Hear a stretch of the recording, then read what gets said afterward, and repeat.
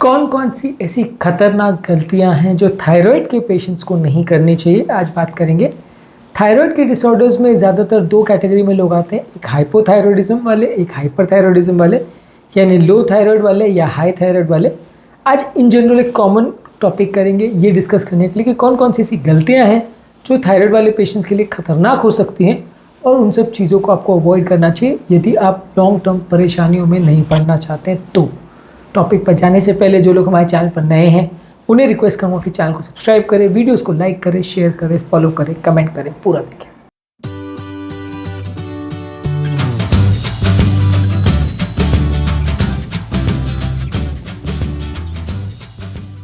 सबसे कॉमन और सबसे इम्पॉर्टेंट मिस्टेक है कि आप अपनी मेडिसिन को खुद से एडजस्ट करने की यदि कोशिश करते हो बिना किसी मेडिकल सुपरविजन के, तो ये एक बड़ा मिस्टेक होता है। यदि आप बिना किसी डॉक्टर को पूछे, बिना किसी से डिस्कस किए, यदि बिना किसी कॉम्प्लिकेशन वगैरह पर फोकस किए आप अपनी मेडिसिन को खुद से एडजस्ट करोगे तो काफ़ी चांसेस है कि आपको प्रॉब्लम्स हो सकती है।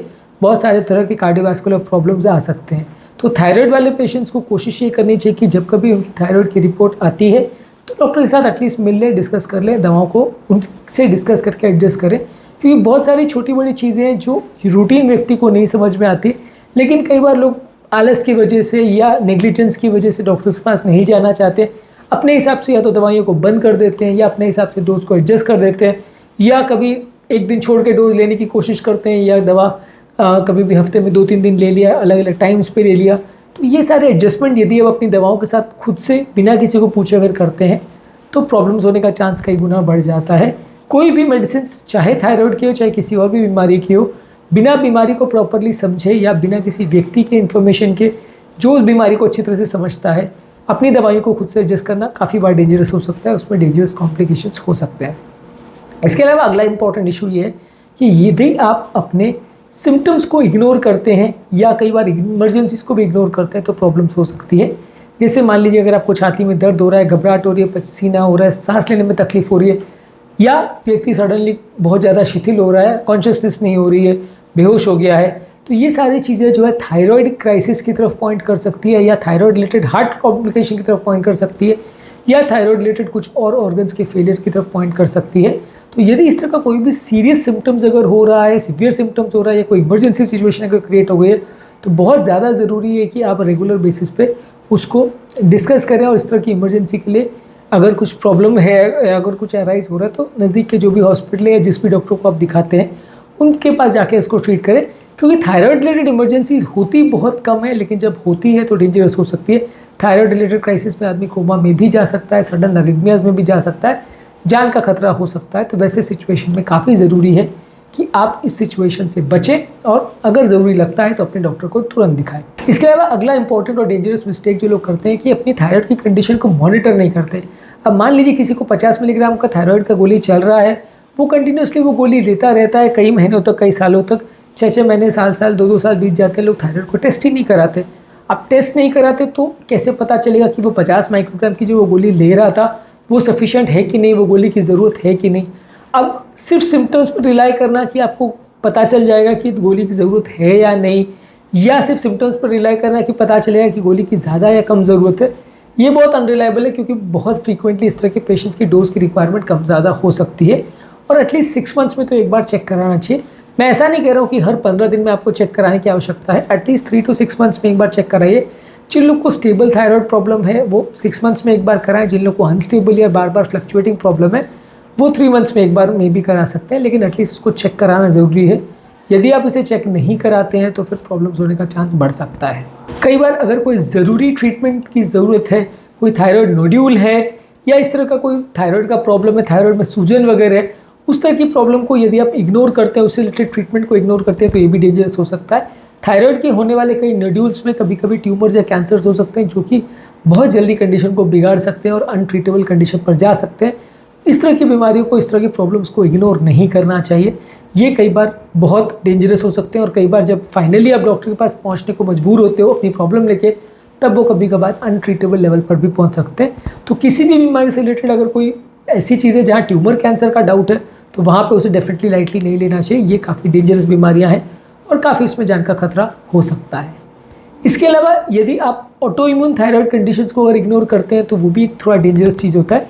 सिंपल थायराइड प्रॉब्लम्स के बदले ये auto immune thyroiditis, Hashimoto thyroiditis या ग्रेव्स डिजीज़, ये जिनको भी होता है, वो अगर सही समय पर या सही तरह से ट्रीटमेंट नहीं लेते हैं तो उसमें कंडीशन के बिगड़ने का प्रॉब्लम ज़्यादा होता है। इसमें आँखों से रिलेटेड प्रॉब्लम, हार्ट से रिलेटेड प्रॉब्लम, थायराइड कैंसर का प्रॉब्लम्स कंपैरेटिवली होने का चांस ज़्यादा रहता है। तो ये बीमारियों में आपको और ज़्यादा अग्रेसिव होकर बीमारी का ट्रीटमेंट कराने की आवश्यकता है।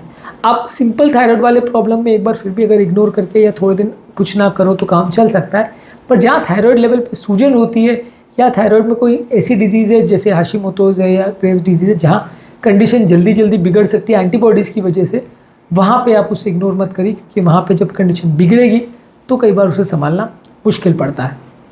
इसके अलावा यदि कोई थायराइड स्टॉर्म को इग्नोर करता है, जिसमें ऐसा होता है कि सडन थायराइड लेवल्स बहुत ज़्यादा बढ़ जाते हैं और पेशेंट हाइपर थायराइड सिम्टम्स में चला जाता है, तो वैसे कंडीशन में यदि आप उसको इग्नोर करेंगे तो वो भी काफ़ी डेंजरस होता है।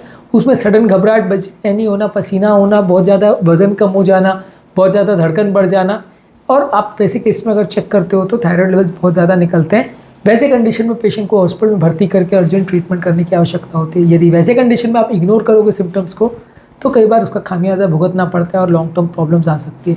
तो अगर थायराइड स्टॉर्म है जिसमें बहुत सडनली कंडीशन बिगड़ गई तो डेफिनेटली आपको हॉस्पिटल एडमिशन की ज़रूरत है। उसी तरह अगर सिवियर मिक्सिडीमा है या सिवियर लो थायराइड का कंडीशन है जिसको मिक्सिडीमा बोलते हैं, वहाँ पे भी आदमी बहुत जल्दी कोमा में जा सकता है। तो वैसे कंडीशन में भी यदि आपने प्रॉपर डॉक्टर को नहीं दिखाया या प्रॉपर ट्रीटमेंट नहीं लिया तो जान का खतरा हो सकता है। तो वैसे कंडीशन में भी आपको इग्नोर करना सिम्टम्स को कई बार डेंजरस हो सकता है। इसके अलावा यदि किसी व्यक्ति को थायराइड मेडिसिन से या इससे रिलेटेड कोई मेडिसिन लेने से कोई सीवियर साइड इफेक्ट्स या एलर्जीज हो रही है तो उसे भी इग्नोर करना या डाउन प्ले करना या उसको अपने हाल पर छोड़ देना भी कभी कभी डेंजरस हो सकता है। थायराइड मेडिसिन वैसे तो ज़्यादातर सेफ रहती हैं, लेकिन कभी कभार वो किसी व्यक्ति में थोड़ा एलर्जिक रिएक्शंस कर सकती हैं। इस तरह की मेडिसिन से अगर कोई प्रॉब्लम हो रही है तो उसको तुरंत अपने डॉक्टर के साथ डिस्कस करिए और जहाँ तक पॉसिबल है दवाओं को चेंज करके या उसके पैटर्न को चेंज करके, डोज को चेंज करके या एलर्जी को कंट्रोल करके उसे मैनेज किया जा सकता है। इसके अलावा यदि कोई व्यक्ति एक्सट्रीम डाइट्स में इन्वॉल्व होता है या क्रैश डाइट वगैरह करके बहुत वजन कम करने की कोशिश करता है तो वो भी थायराइड पेशेंट्स के लिए कभी कभार गड़बड़ हो सकती है, क्योंकि थायराइड बेसिकली शरीर के मेटाबॉलिज्म को कंट्रोल करता है और यदि मेटाबॉलिज्म में बहुत सडन चेंजेस अगर होते हैं, आप एक्सट्रीम डाइटिंग करते हो, एक्सट्रीम वेट लॉस करते हो तो उसमें सडनली थायराइड की कंडीशन बिगड़ सकती है और ऐसे पेशेंट्स को कभी कभार प्रॉब्लम्स आ सकती है। तो यदि आप एक्सट्रीम डाइटिंग कर रहे हो तो उसमें सिम्टम्स के बिगड़ने का या सडन आपकी कंडीशन के बिगड़ने का चांस ज़्यादा हो सकता है। ऐसे कंडीशन में कई बार न्यूट्रिशनल प्रॉब्लम्स भी हो सकती है, हेल्थ प्रॉब्लम्स भी हो सकती है। इसलिए ऐसे सिचुएशन ज़रूरी है कि आप इस तरह के बहुत ज़्यादा अग्रेसिव डाइटिंग प्रैक्टिसेस में ना पड़े। जहाँ ज़रूरी है वहाँ डॉक्टर से डिस्कस करके, प्लान आउट करके अपने वेट लॉस के लिए कुछ तरीके का प्रयोग करें, लेकिन बिना डॉक्टर के सर्विलेंस के एक्सट्रीम डाइटिंग वगैरह मत करिए, क्योंकि इससे शरीर का मेटाबॉलिज्म सडनली चेंज हो सकता है, जो कि थायराइड पेशेंट्स के लिए कभी कभार डेंजरस हो सकता है। तो बिना डॉक्टर के सुपरविजन के इन सारी चीज़ों को करना खतरनाक है। आज के टॉपिक में हमने कुछ इंपॉर्टेंट मिस्टेक्स के बारे में बात करी, कुछ इंपॉर्टेंट प्रॉब्लम्स के बारे में बात करी जो थायराइड पेशेंट्स को अवॉइड करनी चाहिए, जो उनके लिए खतरनाक या डेंजरस हो सकती हैं यदि उस चीज़ों को वो ध्यान ना दे और इग्नोर करें और प्रॉपर्ली सही समय पर ट्रीटमेंट ना करें। तो उम्मीद करूँगा कि आज के टॉपिक में कुछ नई बातें जानने को मिली। थायराइड बीमारी संबंधित बहुत सारे इंपॉर्टेंट मिथ्स पर भी हमने वीडियोज़ किए, कुछ इंपॉर्टेंट भ्रांतियाँ और अवधारणाओं पर भी वीडियो किए, उसे ज़रूर चेकआउट करें। आज के टॉपिक में उम्मीद करूँगा कि आपको कुछ नया जानने को मिला होगा। जो लोग हमारे चैनल पर नए हैं उन्हें रिक्वेस्ट करूँगा कि चैनल को सब्सक्राइब करें, वीडियोस को लाइक करें, शेयर करें, फॉलो करें, कमेंट करें, पूरा दिन।